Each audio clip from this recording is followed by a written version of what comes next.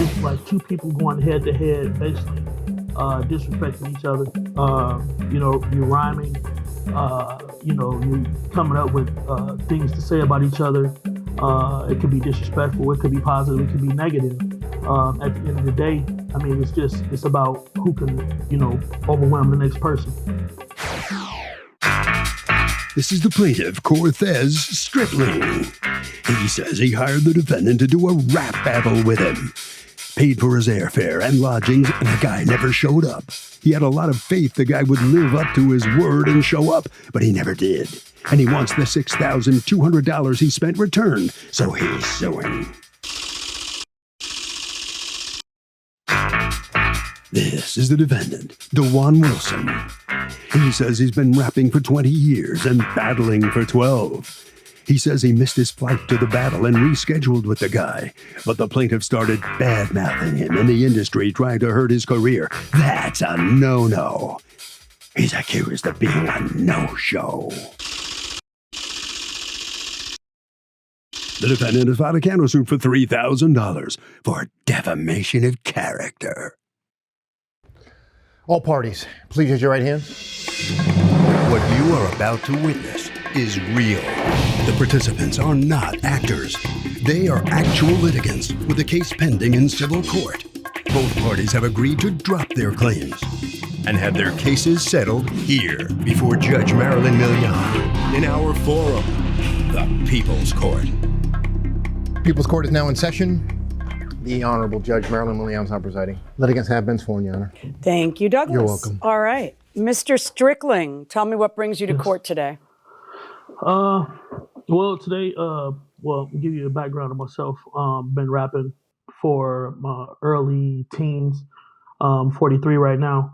I was brought into the battle rap industry by another artist.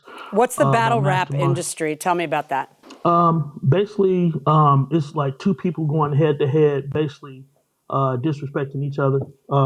You're rhyming. You coming up with things to say about each other. It could be disrespectful. It could be positive. It could be negative. At the end of the day, I mean, it's about who can, overwhelm the next person. And that's basically what it comes down to. I mean, to me, it's just a way to get out the house. I'm 43 right now. Well, it sounds like fun. I mean, yeah, no, it's most definitely fun. So yeah, I've been. So you trash talk a little beforehand to promote it, and then Did you two know each other? No, we don't know each other personally. Okay, so you just knew him from the industry. He's a famous rapper. He's a famous battle rapper. Okay.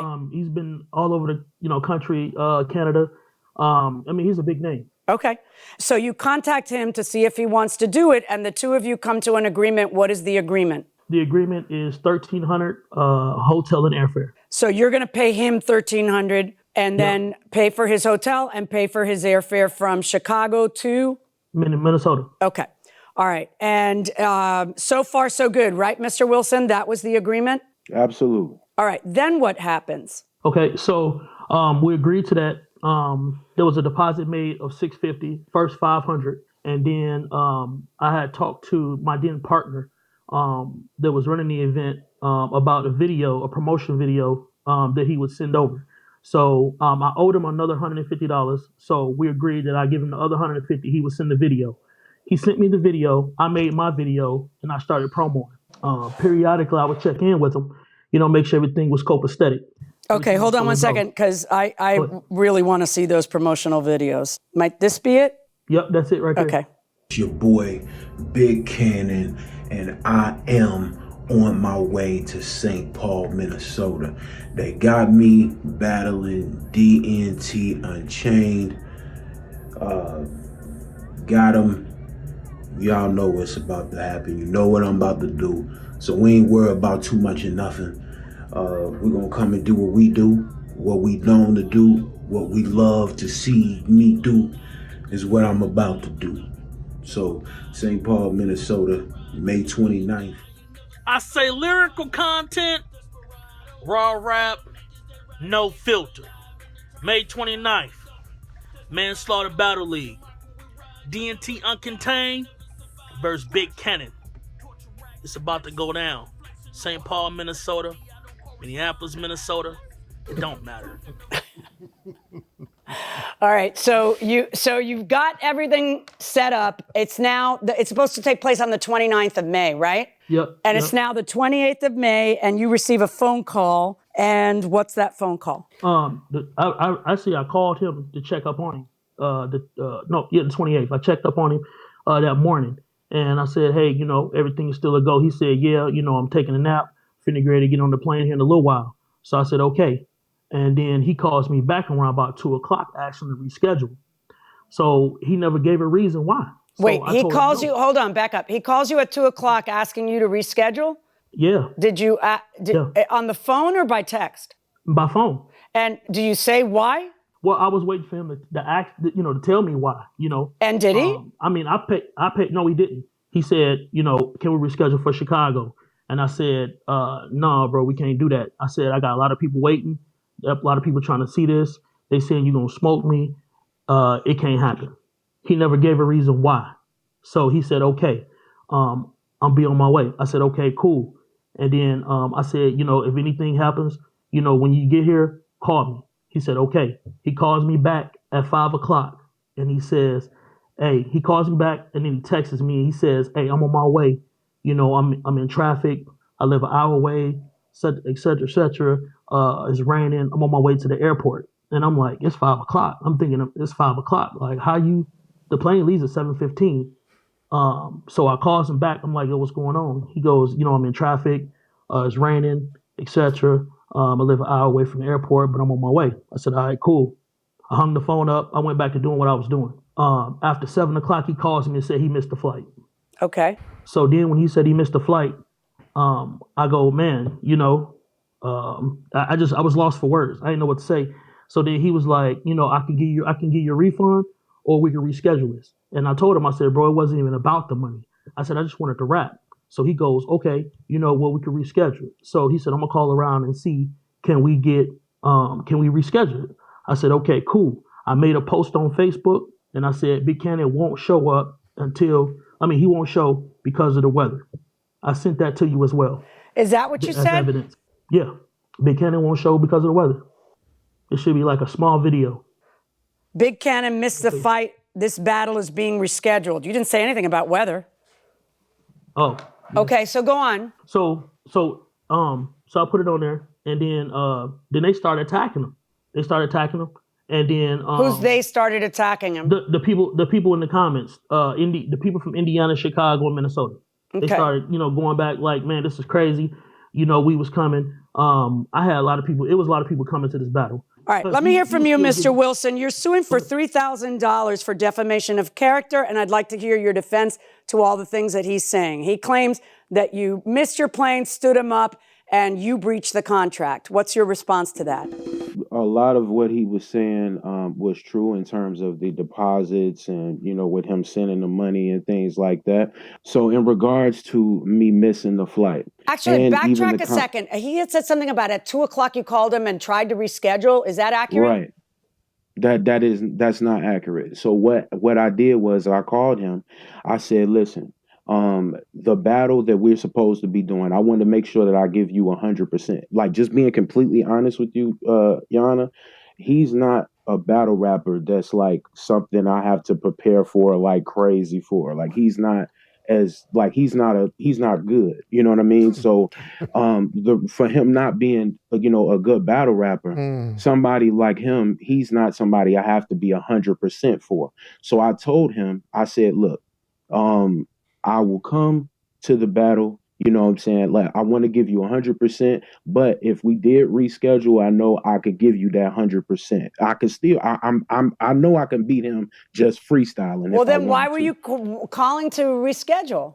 So one, I had just had like a surgery that was going on. I had a situation that was happening. Okay. So for me, coming from that surgery and with my doctor's appointment, I was trying to like be at 100%. Okay. Like, even so you offered, do you want to reschedule this? And he says no.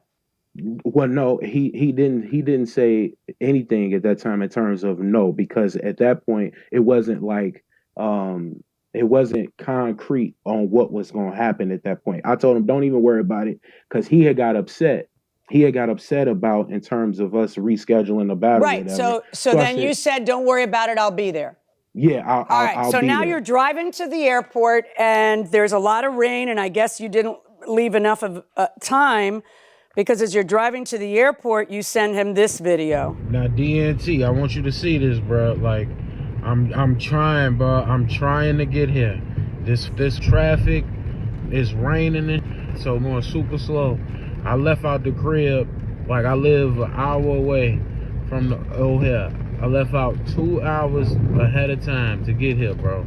I'm trying my best. I'm gonna do everything I can to get here. I'm just letting you know what's going on right now. So, bro, it's 5:32 right now. Keep your eyes on the road. And I'm trying to get there hour before takeoff. I'm good. So I'm trying, bro. I'm like 50 minutes out. So I'm trying, bro. I just want you to see this. I'm trying to get there. By how much did you miss the flight? It was probably like 15 minutes. And so you get to the gate, the doors are closed, and then the plane sits there another hour, right? You know how it goes. Yeah, well, I do, because I fly a lot. But let me ask you a question then. So you call him and you tell him I missed my flight. And then how does the discussion go? I say, bro, I'm finna miss this flight. But what do you want to do? Do you want your money back, or do you want to reschedule? He says what he said, about the money wasn't a thing. Let's reschedule the battle. So at that point, I tell him, I say, look, all right, I got some leagues in Chicago that I could call. I can set this up on a different league here in Chicago. So I called 2 leagues. One league says, it's no way I'm gonna book this battle. This dude is terrible. I'm not gonna book one of the Chicago legends versus this terrible guy. All right, cool. I gotta look around for some other place. I get in contact with the league that he's referring to. Right now, we get on the phone. I guess whatever situation he had a situation to where he was saying, you know what, man, instead of rescheduling, I just want to get my money back. Now I'm upset. I say, DNT, I don't owe you this money. I don't owe you any of that back. But you're the guy who missed the flight. So here's the thing. I say, look, bro, now wait, let me backtrack, because this is a little bit, I was speaking a little bit. Did you ever see the comments that people were posting once he said you weren't showing up? He didn't say anything about weather. He said, well, he's not showing up. Did you see the comments that people posted? Yes, I did see those comments. And it was like, he's afraid. He doesn't want to rap you. Right. It made me upset, because the thing is, I had a conversation with him, and this was like a day after. So what happens? What decision do you make then? So this is what happened. I talked to Mr. Strickland, and I said, listen, don't worry about it. I'm a drive out there. I can drive out there to come out there. Because it's 6 hours away. It's 6 hours away. It's and not the that battle far. wasn't until the next night. It wasn't until the next. So next you tell afternoon. him, I'm going to drive. And what does he say? I say, well, bro, don't trip. I can still get out there. Don't worry about it. I'll get out there. I missed the flight. Don't trip. I'ma still come out there though. He tells me, don't come. He says, don't come, because I don't have your second half. This husbands and things like that. Let me ask you a question, Mr. Strickland. Is it true that Mr. Wilson said, I'll drive out there? He did say after he seen that post, he said, man, I don't like the way your friends is bad-mouthing me, man. I'll just drive out there. Great. I felt it so was then everything was great. He can comply with the contract. He's going out there and you're having your battle. What was the problem? I felt it was a waste of time, because Why? he missed the flight. So what? It doesn't matter. He's willing to drive. It's no longer matters that he missed the flight. Once he says, I'm going to drive, it doesn't cost you a penny, and he's going to show up. So now we're back to the contract. We were at a breach of contract on his part, and then he fixed the breach and said, I'll take care of it. I'll drive over there. And you tell him not to come. Why? Okay, I did. I told him. He said, man. After he seen the comment, this is my thing. If you missed the flight, you should have been like, hey, bro, I'm gonna drive out there from the start. What difference he does it act- make he- when he said it? He said he'd drive out there. It takes 6 hours to drive out there, and the rap battle isn't for another 20-something. So what difference does it make when he said he'd drive out there? At that point, he is remedying the situation. He's going to drive out there. My question to you, Mr. Strickland, is why? Wouldn't you say, woohoo, we're having our rap battle. This is awesome. He's going to come anyway. And then, put it on Facebook, and then all your friends were coming. So tell me why you told the man, no, don't drive out here. Because I felt that he just did it on purpose. He did what? Like I said, he bought himself a 6-hour car ride on purpose? No. Like the video I sent you, How thin-skinned are you? How thin-skinned are you? You're supposed to be a rap battler. How thin-skinned could you be? My feelings were hurt because I felt like you did. Right, so if the guy's going to drive over there, the battle's going to happen. So there's a reason, because you're not an idiot. So I know you have a reason for telling him don't come. He says it's because you didn't have the rest of his money. You say it's because I just don't like his tone. Well, it's kind of thin-skinned for a rap battler. I never said that. So why wouldn't you let him drive out and let the rap battle happen? Because he upset me by not making the flight. Isn't that better when you're upset and you're a rap battler? Like now you got something you really want to. Not really. I wanted to be done right then. Okay, well you could be done on the next day by letting him drive over there, which he offered to do. Okay, but I'm saying after the fact. Why didn't you want to battle him? Why didn't you want to battle him, Mr. Strickland?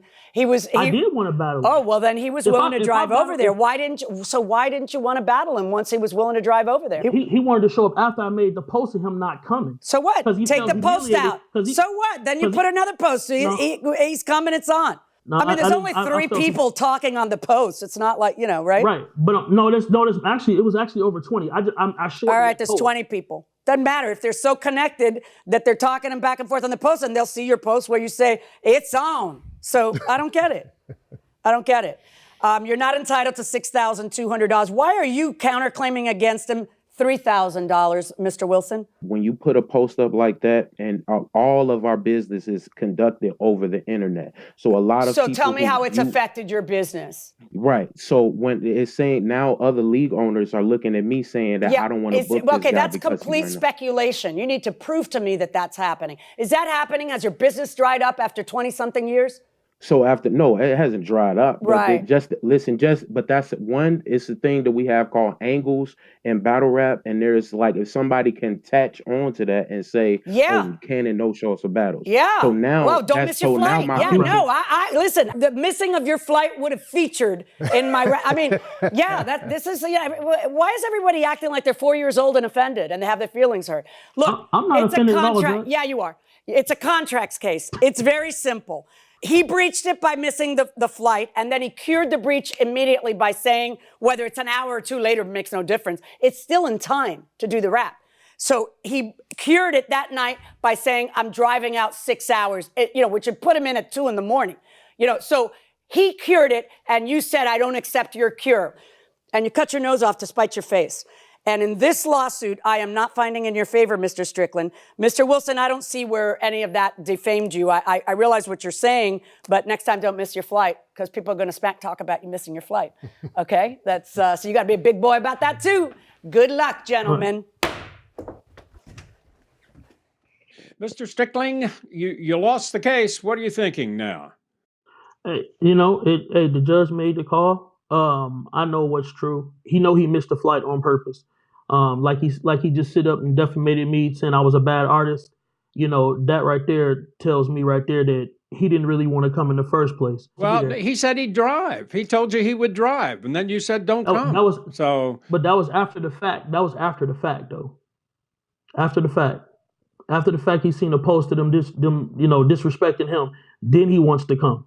Well, the bottom line is it's obvious he could have gotten there, and so you don't get your $6,200.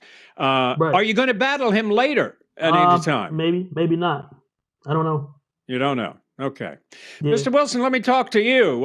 Is that the reason you wanted to drive, because you didn't like the reaction that you saw on the internet from fans? No, it had nothing to do about that. It's just that I just value my reputation. So I wanted to not do any bad business. I wanted to make sure that I got there. if I could get there. So I said that I was going to drive, and he told me not to go. Yeah, that's crazy. So you're a world famous rapper. What makes you so good? I just been doing it for a long time, man. I've been doing it for a long time, and and staying away from trash people like that guy. He would have lost the battle anyway, so he lost this case instead. I would never battle him. Okay, very good. Let's see what Harvey has to say about it. So, Doug, this is really interesting because there is something called curing a breach, which is what happened here. It's true the defendant missed his flight, but he was able to drive to the event and really not miss any time. He offered that. So it doesn't really matter whether he missed his flight and shouldn't have missed his flight. The fact is he cured this breach by offering to show up on time, and that's why he won. Hi, Judge. Can you define clearly eminent domain? My son passed away almost 3 years ago, and the cemetery wants to move him now. I say no. Am I correct? Eminent domain is when the state takes private land for a public purpose. The most typical examples that we hear about are when they're gonna widen a road, let's say. They've decided we're gonna make this 2-lane road a 4-lane road, and they're gonna take part of people's yards. They might even take a business. Maybe there's a gas station where if they lose another 20 feet or 15 feet, they can't operate the gas station. And they're gonna have to either move it or just the business is gonna dissolve and go somewhere else, who knows? So because we as a society revere our dead and honor our dead in cemeteries, and it's so important to us, many states have statutes that forbid the taking of land by eminent domain that is cemetery land. So you couldn't really take up a cemetery, but some states do permit it. Right, but if in fact you're in a state where it's permitted, and it sounds like that because the state is taking the land by eminent domain, and by the way, when the state does that, the law requires that they compensate the property owner.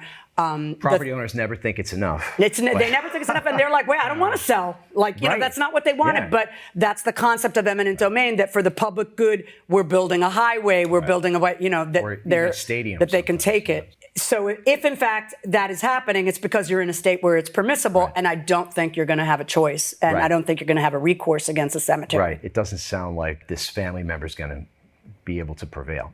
Right. These are the plaintiffs, C. Thomas Biscardi and Sharon McGuire. Thomas says he's a Bigfoot hunter, and he's made 10 movies, and he's been at it for 52 years. He says he loaned the defendants $400 to make him a promotional video. They never got their act together, and they're here suing for the $400 they're now owed.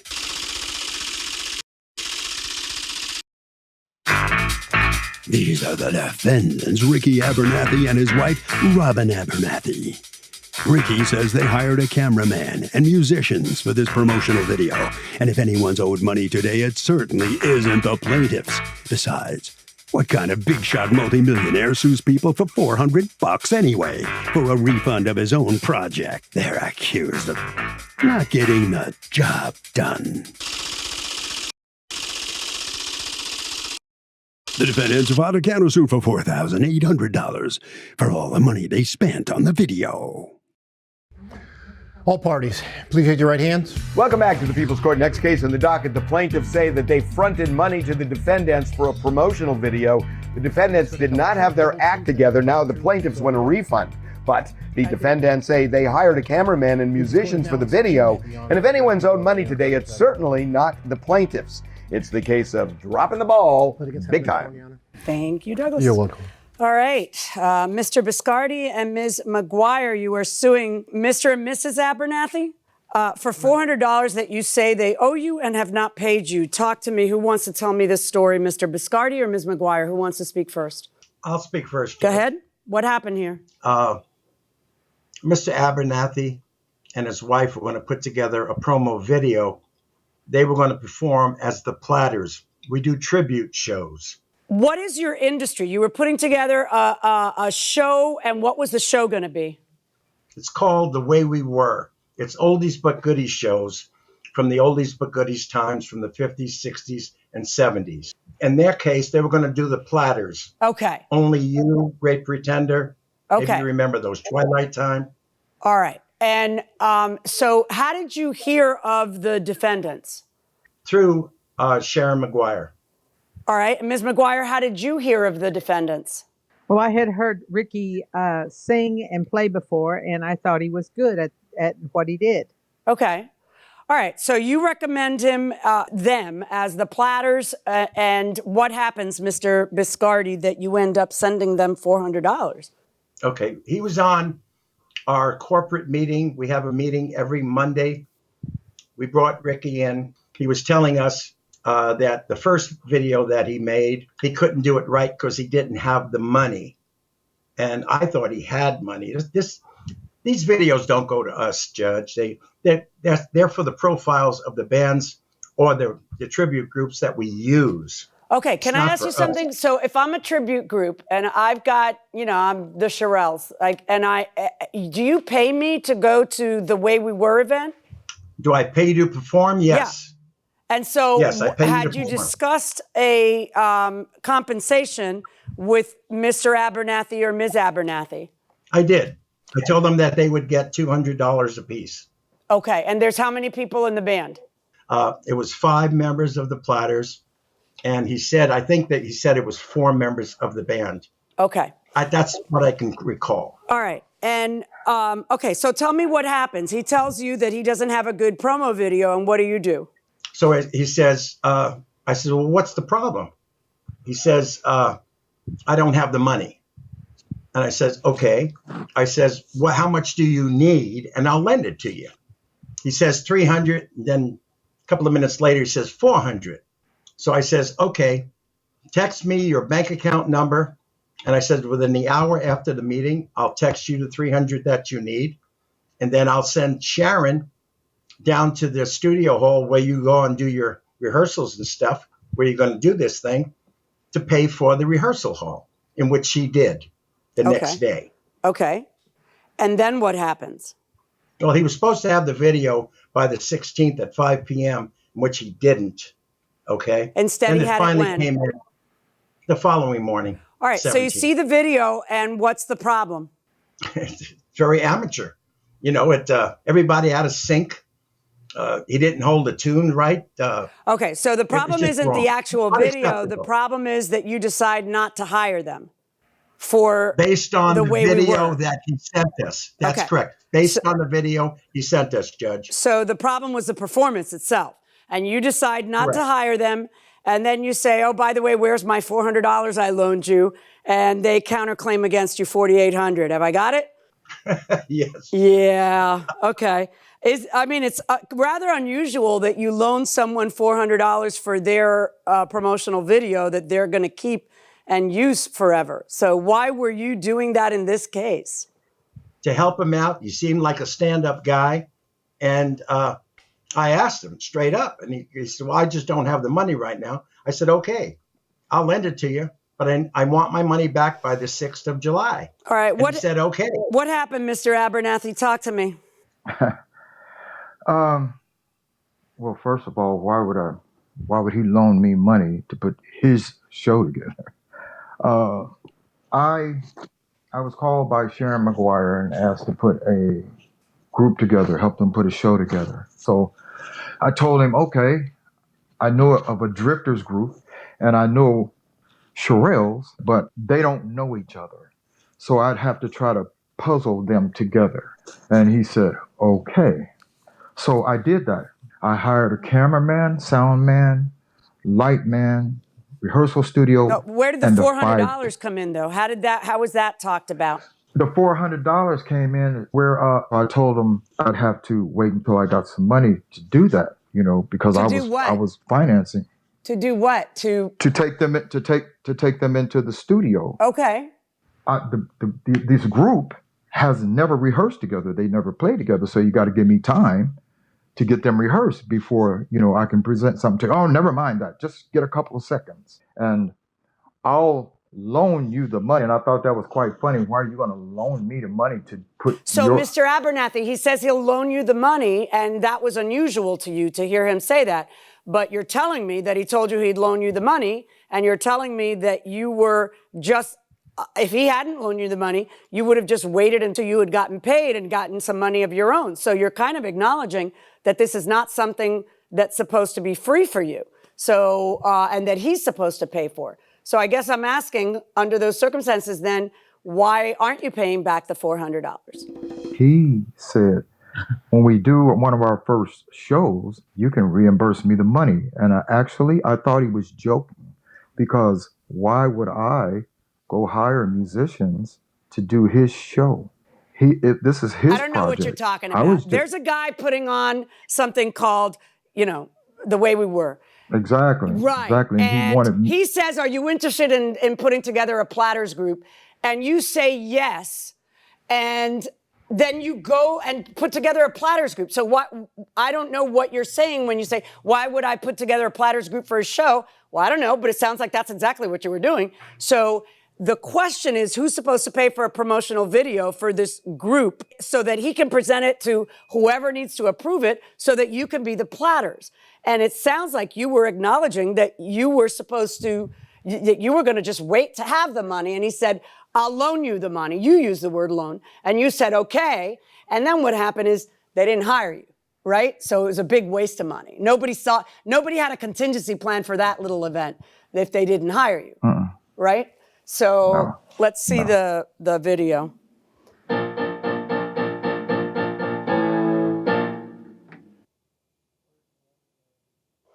Okay, it clearly needs some work. Yes, he was off on some stuff. It's not the greatest of videos. The real problem is really this. There was no platters group. He's trying to put together a platters group. And according to you, you have a counterclaim now against him for $4,800 that you claim to have spent to put that video together. And I'm going to need you to convince me that you spent $4,800 to put the video together. Go ahead.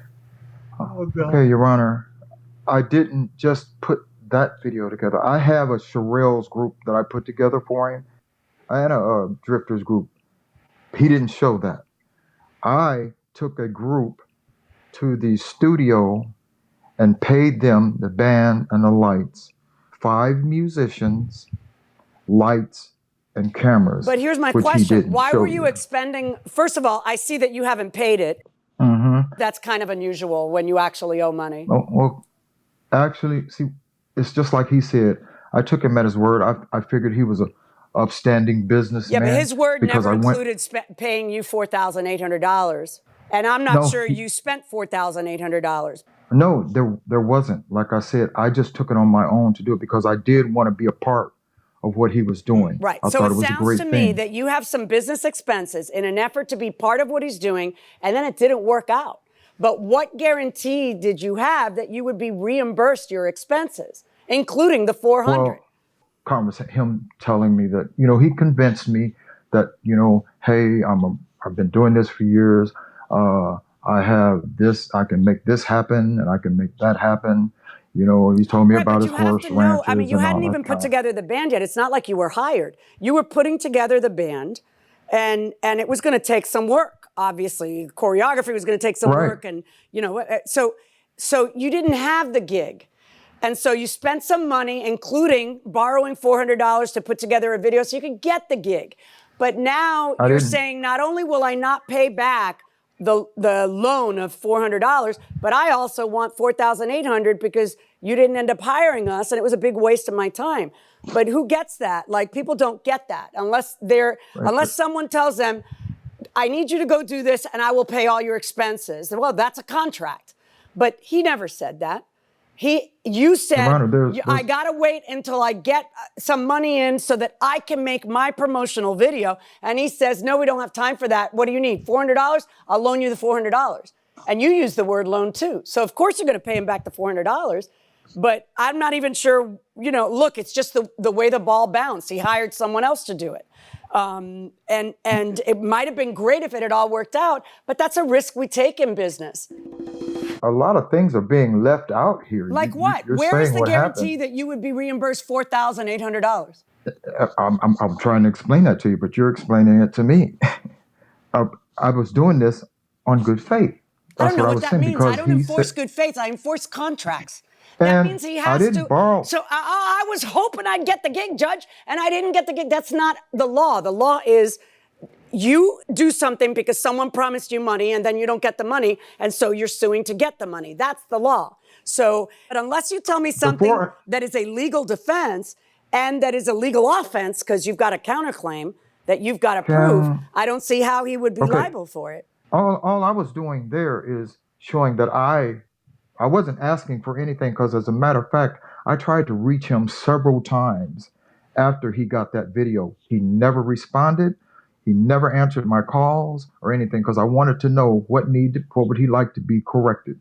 That group you saw, yes, they needed work because they had only practiced that for about an hour.